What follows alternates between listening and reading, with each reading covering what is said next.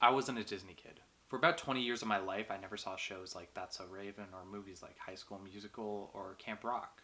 I didn't even know Zoe 101 was a thing till like a year ago. Look, I'm not trying to defend myself, but if you knew me as a kid, you would understand why. When I was a kid, my favorite movie was The Great, a movie where Liam Neeson fights wolves and reads poetry. There's a post-credit scene at the end where he's cuddling up next to the big wolf. It's kind of sweet. I was a film bro from day one, and I was annoying about it. But the craziest thing happened. A year ago, I met somebody, and then I started dating them. The most kind-hearted, loving, and the sweetest person you have ever met in your life. I love them to death. This person also has an encyclopedic knowledge of all the Disney shows and films. Do I feel left out when they talk to our friends about Disney-related stuff? Yeah, it fucking sucks. It sucks dick. I've prided myself all my life to know all things pop culture, like movies, fucking celebrities, and music, all that stuff. But this 5'0" art major can run laps around me when it comes to the fucking Princess Protection Program. So because I'm so embarrassed by this gap in my knowledge of pop culture, I went to them and I was like, hey, you gotta show me some of it. You gotta let me dip into the pond of knowledge, please. And so we started with one of their favorites. That is The Country Bears. The Country Bears film came out in 2002, the year I was born. And it was the third film Disney released based on one of their theme park rides. This one was based off the Country Bear Jamboree, which, if you didn't know, is terrifying. It is so scary. It's terrifying so much. I hate it, and it gives me the heebie-jeebies.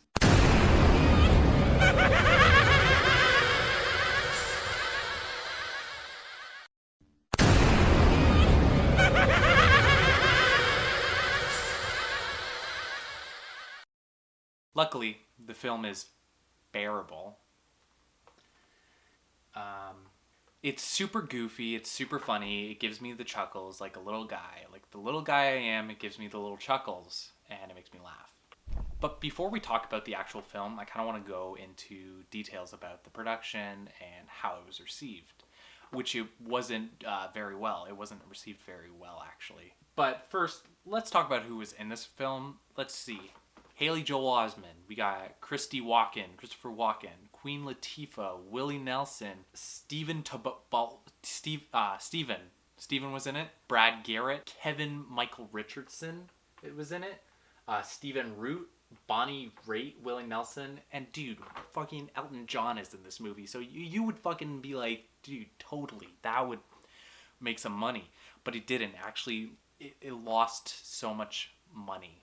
It lost a lot of money. This movie had a budget of $35 million, but it only made back $18 million worldwide. So that, if you can't do math, that's a big loss. That's a big L for the fellas and the folks who made the film. Now, let's get into the meat potatoes of this film. First thing we see is a little montage of the bears, and they kind of have a little Harry Potter moment because some of the pictures that they show in this little montages are moving. So the director put his little Harry Potter ussy into it and made the pictures walk and talk. And it turns out we're actually watching the Bears' final concert at the Country Bear Hall. And it's super awesome, and it's super cool, and the little country song, it kind of fucking turns into a crazy rock jam, and it gets me going rock hard. I forgot to also mention, this movie has some of the craziest bangers you'll ever hear in your life. I don't know what was going on in the department for Disney. What I've noticed in a lot of Disney films that they just they put their whole cock and pussy into it. And it's really crazy to hear. Like in Camp Rock 2, some of the best music I've ever heard in my life. There's so much at stake. This is serious. And this is no exception. Country Bears has pussy poppin' music. It makes me want to pop my pussy in the club. We quickly transition to we kind of meet all the bears doing their performance, and it's kind of awesome. So we meet the bandmates, and I'm gonna read them off. So there's Ted Betterhead, who is the lead vocals and also guitar, the only guitar. Then there's Zeb Zuber, who tickles the fiddle, which is kind of...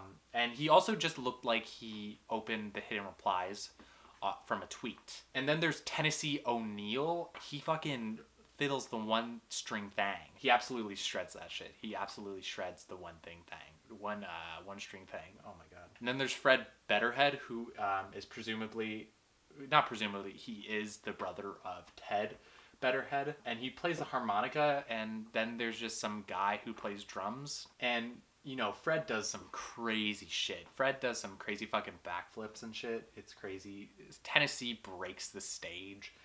Then Fred, being a fucking absolute madman that he is, he does a little stage dive, and there's no bears in the crowd. So presumably this 12-ton, bears aren't that big, like 1-ton bear is fucking diving into a bunch of humans. And you know what? Apparently all these people are superhumans because they can just carry him no problem, which is maybe, I don't know.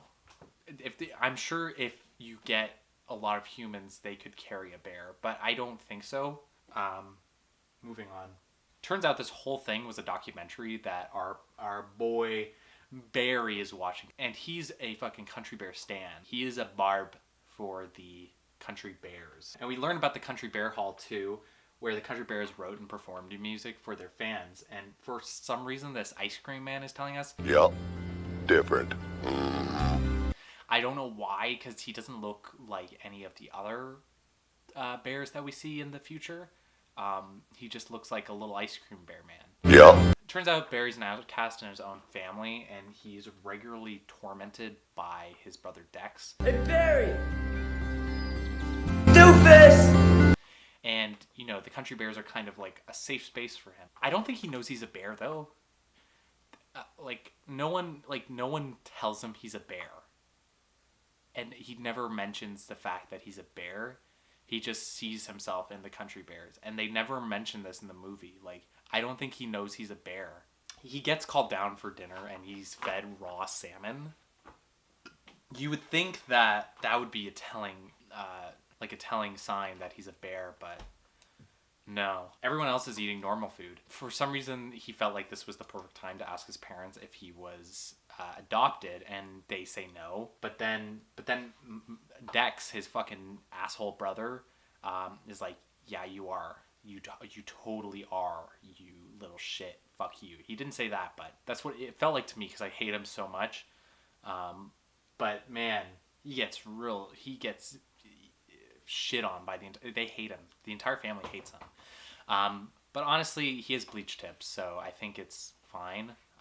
I think bullying is okay if you have bleach tips on your head. Barry goes on to explain that him and Dex don't really look alike, which is fair because one's a bear and the other one has bleach tips. Dexter and Barry then have a little meeting in their room. They have a little powwow, and Dex reveals to Barry that he is indeed actually adopted and is a bear. He shows him a picture of a guy holding him upside down and a little tracking device that they put on him as a child. Here's yours. And then Barry just runs away and he does he just dips. He takes one last look at the house and then walks away. Dex is finally at peace for once in his life. Dex is living in it, is so Dex is excited about this occurrence. Barry gets on the one bus that takes him directly to Country Bear Hall, and Barry finally arrives. This is where we also meet our villain, Reed Thimble, played by Christopher Walken. Mr. Reed Thimble flexes on this bear who is trying to sell tours. 25 cents! Do you have change for 100? Reed works for the bank and is trying to get this place down to, like, I don't know, probably build unaffordable housing. Henry the bear, who's collecting money for the tours and stuff, he needs to raise about $25,000 in like 3 days or however long to keep the place afloat. We meet probably the funniest part of this film, and it's this fucking guy, Al. What's that? A sign.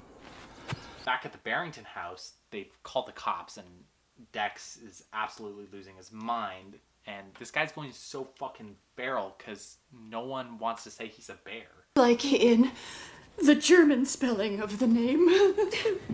Oh man, are you kidding me? Including the cops, which is, they're probably the second funniest part of this film, to be honest.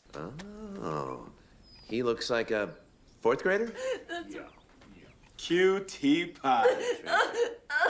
The cops are named Ham and Cheats. Apparently that is a pun for ham and cheese. Please let me know if it is, because if it is, that's really disappointing. I think they could have gone for another pun, like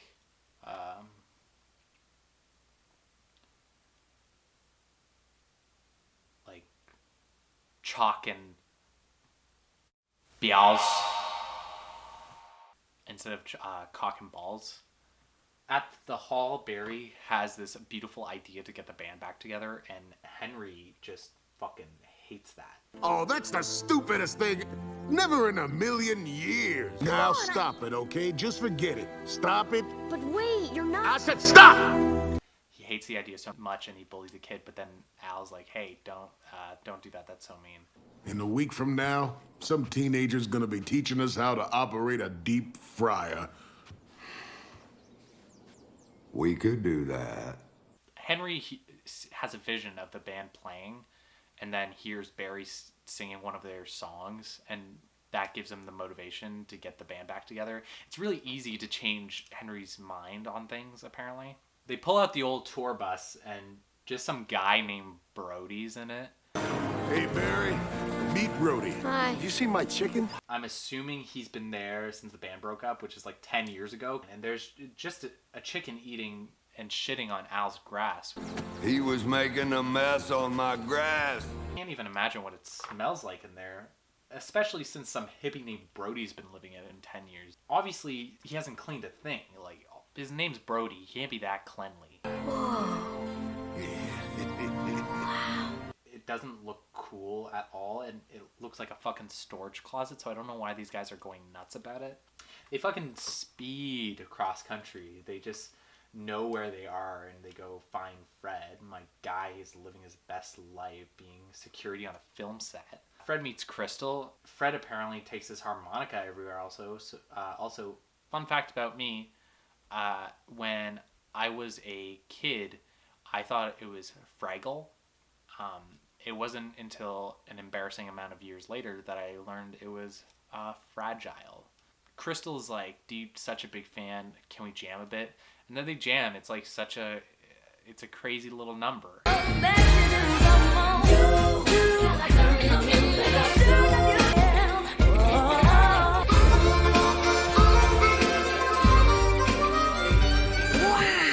And so much stuff is happening.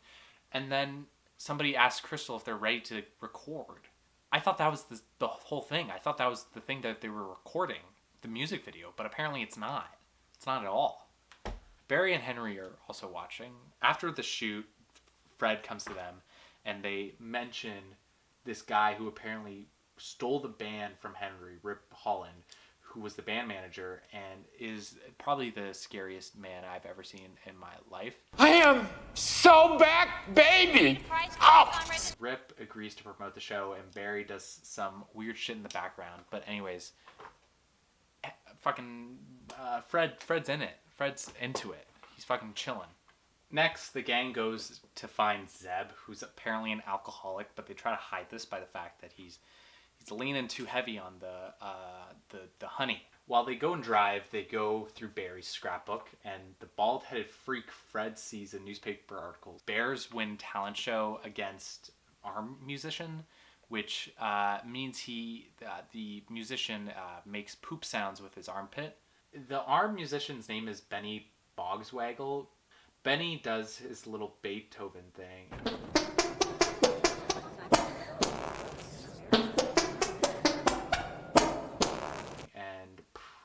Then hits Zeb with a fucking chair, like throws the fucking chair at him for no reason other than he lost. Like, that's some very beta male shit right there. Back at the Country Bear Hall, Reed finds out about the benefit concert to save the hall, and Reed starts fucking shitting in his boots a bit. I mean, Al, out of his fucking mind, tells the guy the whole plan. You see, Henry says we do this here concert and we raise that $20,000, we could tell that little weasel banker to, oops. Tell the weasel what? Tells Reed the whole plan because he didn't recognize him. Al wakes up every day and chooses like just violence. Over yonder, a monkey. And Reed fucking falls for it. Reed fucking falls for that shit. Reed falls for that shit like it's no one's business. Like, what a fucking idiot. The gang arrives at the Swarmin' Hive Honey Club. The Swarmin' Hive... Ugh.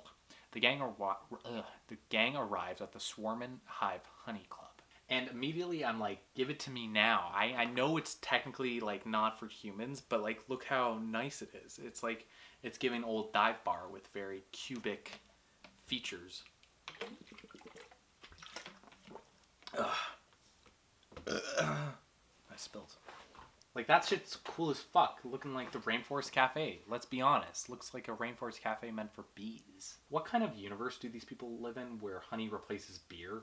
And also, they are the only bears in that club. They're the only bears who are they the only bears who can walk and talk and, like, wear clothes and shit? Are they, like, special specimens, or are there more bears? I think there are. There has to be. Queen Latifah is the bartender, obviously, and it is found out that Zeb owes her $500, and also Zeb thinks her name is Cha-Cha. Barry, being the little shit who can't stay out of people's business, gives Queen Latifah a deal, and being like, hey, Queen Latifah, if Zeb plays against your band, and Zeb wins, he can go and doesn't have to pay $500, but if he loses, yeah, you can take our modes of transportation. And he doesn't tell anyone this. He purely believes in Zeb, which is, like, cool and stuff, but you're in the middle of buttfuck nowhere. How are you gonna get around? Let me remind you, this guy has been fucking out of his mind wasted for the past 10 years. I don't think he knows what a fiddle is anymore. The house band, just Green Day. Bear, I know you'd like a little honey, but your credit's no good, man. You're out of money. It's literally just Green Day. And I think 8 Mile also stole the final rap battle from the scene because they're exchanging some nasty bars. You do a duel between my guitar and your fiddle. You fussy fool. I don't get the rules of this battle. Are they playing with a Zeb? They're singing a song together, and I don't get I don't get how their rules. Do they just have to make a good show for Zeb to win? I don't know. And Barry's such an asshole for no fucking reason, man. Then Zeb fucking tears the fiddle up. Insane. Even Latifah's like, hell yeah, go off, King. Dude, this is the funniest scene ever made. I can't even say anything about it because it genuinely tickles my pickle so hard. It's so funny. Anyways, I'm just gonna let you watch it for a second. Broken heads, people sleeping in broken beds. Ain't no use jiving, ain't no use joking. Oh no! Oh no! Oh no! Country bear hole has been crushed! Ham and Sheets go snooping around the hall and question Al. And Al being just gives the fucking game up. Have you seen this boy? Yep. He just gives the fucking game up. Literally, this fucking maniac snitches on everyone. Literally does not give a fuck. The gang is in the tour bus, and Henry asks Zeb about Tennessee. And Zeb fucking rips Tennessee a new one, calling him a psycho, basket case, and a crybaby just because he and his wife got divorced. The punchline is that he's a marriage counselor, and he can't keep his shit together, and that's probably why he's... I'm assuming the only reason his customers come back is because they feel guilty. I think I'm actually on Zeb. I think I'm with Zeb on this one. He's kind of... that seems inappropriate for a psychiatrist to do that. This guy shows so much gum when he cries. Dude, like... I don't think I would go back to him if he was a psychiatrist. That dude shows so much... If he didn't show so much gum when he cried, maybe, but not with that much gum. They go to an old-fashioned diner and they talk about Tennessee's ex. The gang finds out Barry is actually ran away, and now they're being searched for by Ham and Sheets. Another reason why Barry's a little shit for no reason. He didn't tell them he ran away. And then we get this crazy fucking ass car chase with a bum ass RV and a whole ass cop car. And they're matching the same speed. They're like they're getting there. It's like a fucking car race, a street race. Brody has a great idea to go and hide in the car wash, but I think Brody just wants his car cleaned because the cops find him almost immediately. Another classic scene. The cops get brutalized by the car wash. Country Bears really said hashtag ACAB, hashtag fuck 12. Also, I don't know if his name is a roadie or not. This whole time I can't tell. I can't tell if it's a roadie or Brody. I'm just going to call him Brody, but it'd be kind of funny if it was Rhodey. The gang arrives at a motel, and Barry thinks it's a good idea to call Dex.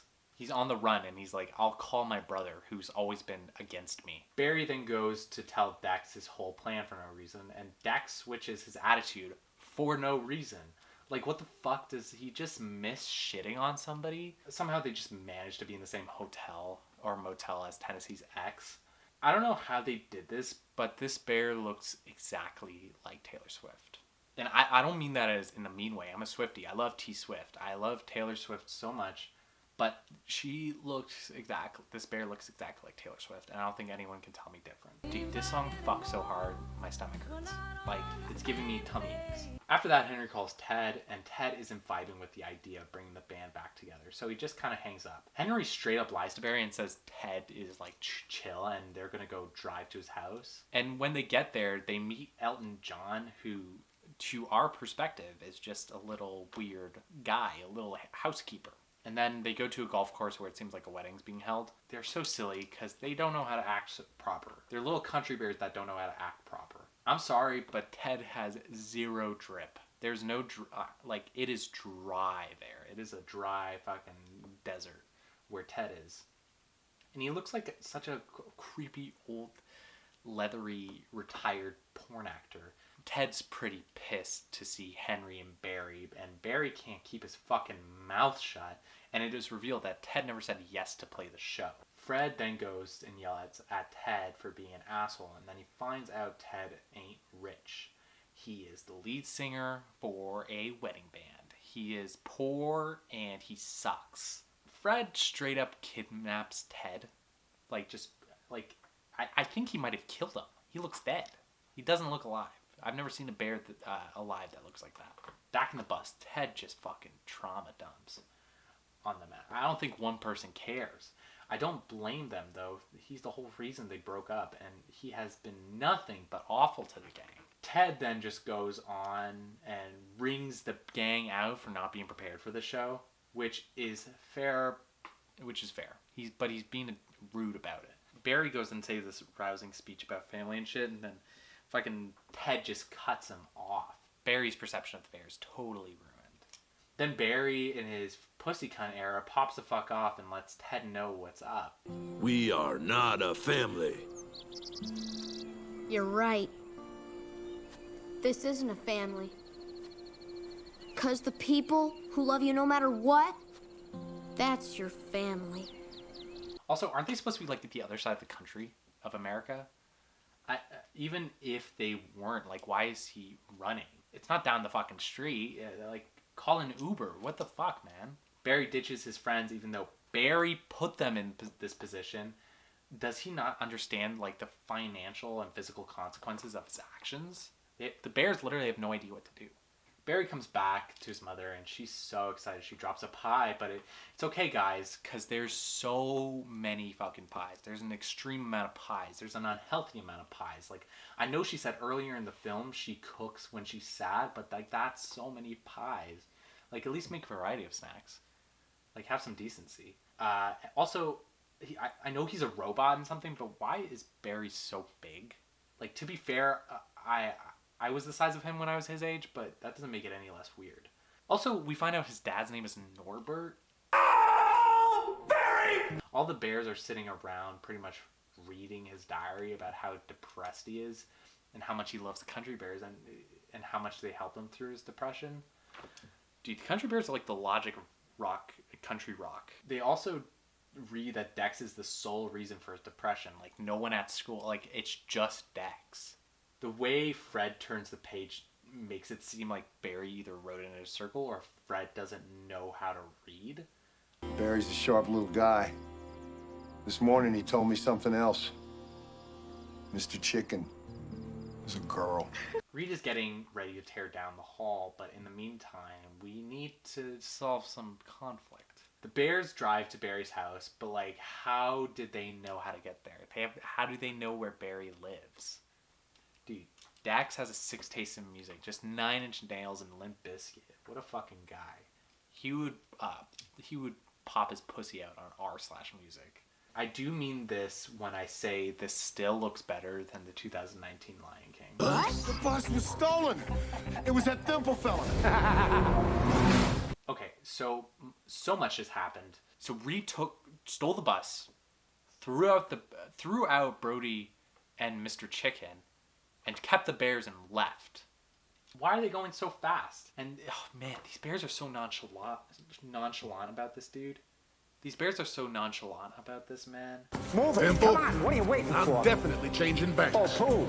I hate it when we lose a customer. Dude has a shotgun, one of those shotgun ammo belt things. I don't know what they're called. These sped up parts make me go fucking nuts. I can't handle it. Whoever was editing this thing deserves a fucking pay raise.